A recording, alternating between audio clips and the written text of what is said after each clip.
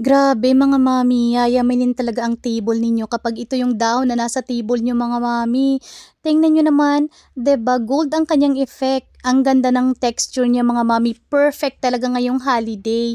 And ang materials niya mga mommy is wood. Quality siya, medyo may weight siya, medyo mabigat. At saka ang haba niya mga mommy, marami kayong malalagay dito. So kung balak niyo maglagay ng mga fruits, mga pastries, bread, o kung ano-ano mga dessert, pwede dito. Ayan, mga anik-anik nyo ngayong New Year, mga mami. Naku, perfect talaga to.